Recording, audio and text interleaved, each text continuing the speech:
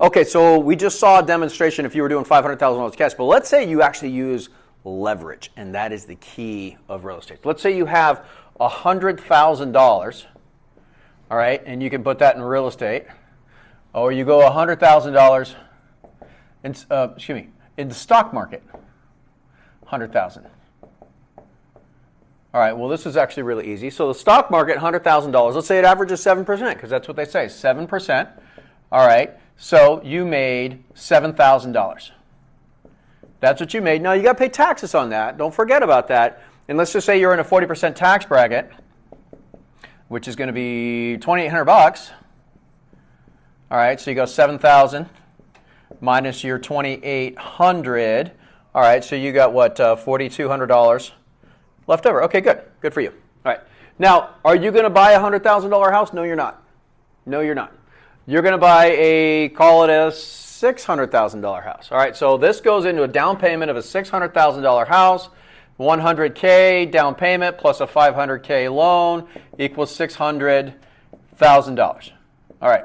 And they say, well, real estate only appreciates 3% per year. Okay, fine. 600,000, 3%, that's $18,000. And this is not taxable, right? Here, you had to pay taxes. Tax. Here, you don't have to pay tax if it's your primary residence. All right, so the concept of leverage is what makes all the difference in the world. These people still have to pay rent, and these people have to pay mortgage. That's fine.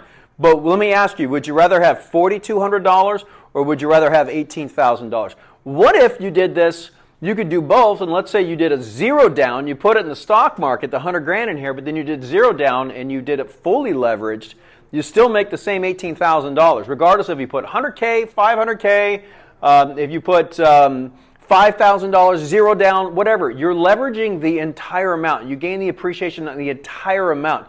In the stock market, you only gain the appreciation of what you invest. So we always say, how much money does it take to buy $1 million worth of gold? It takes $1 million. How much money does it take to buy $1 million worth of stock? $1 million. How much does it take to buy $1 million house?